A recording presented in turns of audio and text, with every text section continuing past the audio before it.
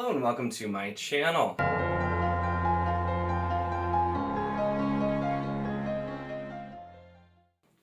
In this video, we'll be discussing The Dragonbone Chair by Tad Williams, the first book in the Memory Star of Thorin trilogy, which was the buddy read for August for the Wizard Video Discord, just the first book I'll note. We're doing in September, book 2, The Stone of Farewell, and then October and November, 2 months for To the Green Angel Tower, because that one is a mammoth beast of a book, and so we did 2 months for that one. So if you do want to join in and hadn't already jumped in, definitely check out the link for the Discord in the description below. But let's talk about the Dragonbone Chair, because this book was very interesting, and definitely I can see where this one would be a little bit hit and miss for people.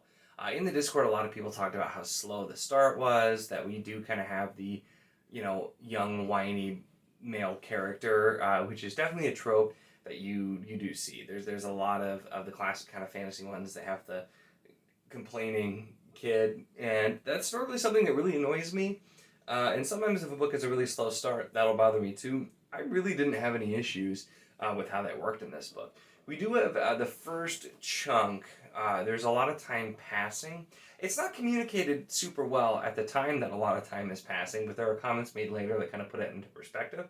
But there's a lot of time passing as we're seeing our main character Simon kind of grow up and see his life and see the inner workings of Hayholt, the castle where he lives. He's a scullion, basically. He was taken in, he was an orphan, and so we start with kind of that and then go from there.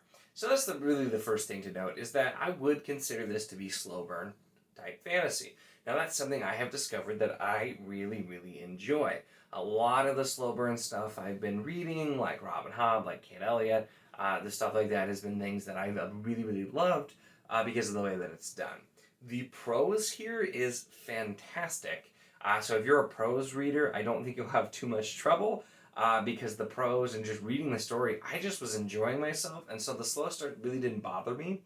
But the thing is, too, is although I'm still going to call this slow burn because of the size and because of the amount of description and the time where we're just kind of like going through and learning about the world, there's still definitely a lot of slow parts, but there's actually quite a bit of action. And once it really starts to get going, there are a lot of things happening, a lot of action throughout. So it's kind of like a hybrid. It's not quite the really slow, not a lot happening, but still really good story. And it's not quite, action-packed, just to the point. It's definitely in the middle and is a little bit unique. So it's not quite the same as how I would normally describe any of those things. Like with Robin Hobb, she definitely has some books where it's very slow, there's really nothing happening, and usually I don't care because I just love her writing anyway. So this is kind of that writing, but with more going on at the same time, I would say.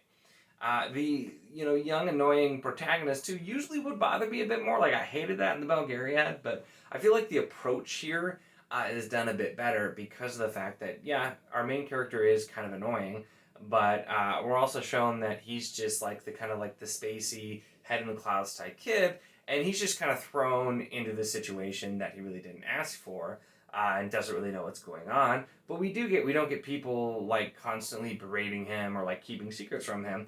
His companions, the people he is traveling with, are trying to help him do things, and usually will call him on it if he's being too annoying, and even he'll kind of realize that he's being ridiculous sometimes. So the characters that were developed, I did enjoy. There's definitely quite a bit going on with it. And we don't have a ton of named characters, in my opinion. Now, I know specifically there are definitely quite a few people who would probably disagree with that, but see, a lot of things like length of book, level of description, and number of named characters, I'm a huge Wheel of Time fan, so pretty much nothing touches any of those topics. And despite, Tad Williams' prose is beautiful and he does have a lot of great descriptions, it's still not Robert Jordan level of over-description, which a lot of people would probably be happy to hear. And it's definitely still not to the level of named characters there, but for the most part, I felt like I could keep track of the characters, keep track of what was going on.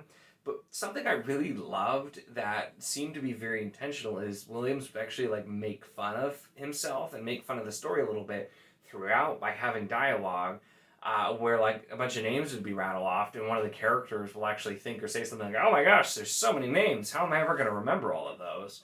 Or there's time where like there's another plot being discussed. Somebody's like, "Oh, there's so many plots. What's going on? This is ridiculous." And just there are some comments like that that really give the feeling that he's kind of like poking fun at, yeah, I know this is a little unwieldy, but I'm aware of it.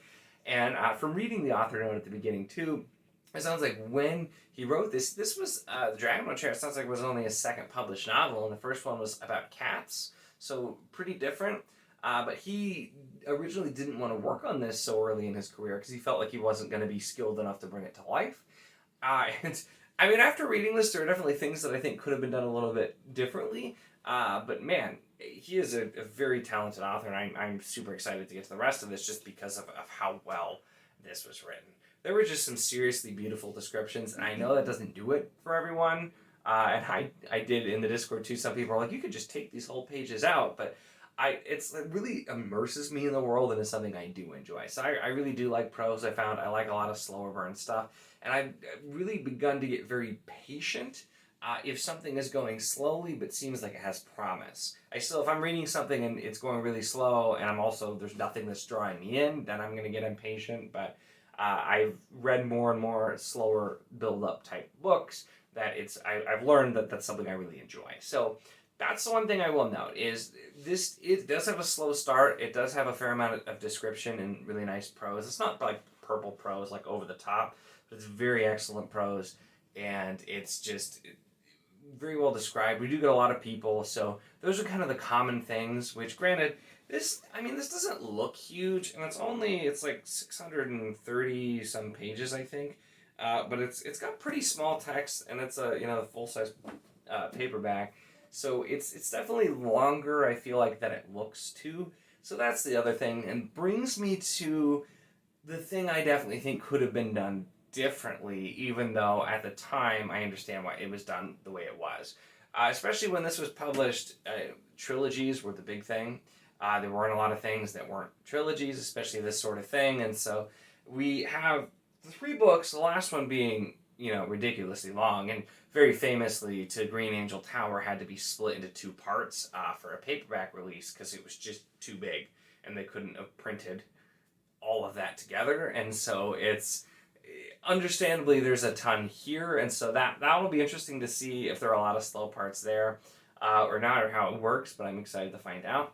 But I honestly feel like this is one of those series that I think would have been better as maybe like a 5-book series or something like that instead of a trilogy, because even in the first book, and the ending I thought was really well done and I enjoyed it, but even in the first book there are just a few pivotal scenes where it seems like this is the ending, and you're like, oh no, I have 200 pages left, never mind. And then there were a couple times that happened, and it happened again, and I'm like, this just feels like an ending, because we had the start, like I said, the kind of slower start at Hay Hall, and then we have, of course, the quest. And the quest isn't necessarily so much of a quest as like escaping and running and then getting somewhere. And then that's when like the new quest is announced, and the new quest then starts. And so I felt like it could have probably like ended around there, had the new quest start, and then had that and like the aftermath be book 2. And then I'm just assuming that would cut some out of book 2 of what exists now, the Stone of Farewell, and then you could, add in and probably get another 3 books between the rest of Stone of Farewell and to Green Angel Tower. So that's something I feel like it would have been better had it been done that way. So maybe if he would have written this like later in his career, it could have been a multi-book series and probably flowed a little bit better with the pacing. But really, the pacing was the only thing that kept this from being a 5-star book for me. I really, really liked this, but there was just a couple of odd bits of pacing where, like I said, some of it was just, it took a while to get started.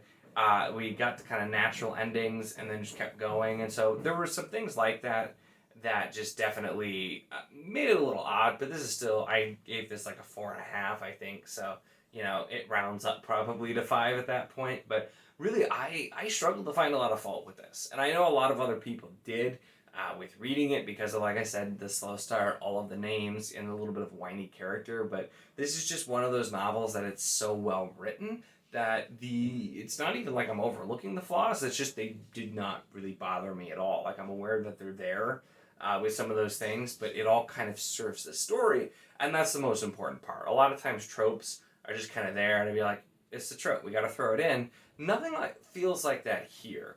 We definitely get some tropes here and some things that are done, in the style of, having some of that Lord of the Rings inspiration, of course. You definitely get some feel of things there, but the world that's set up is super interesting, and we get a ton of world building that's kind of just done as we go along learning.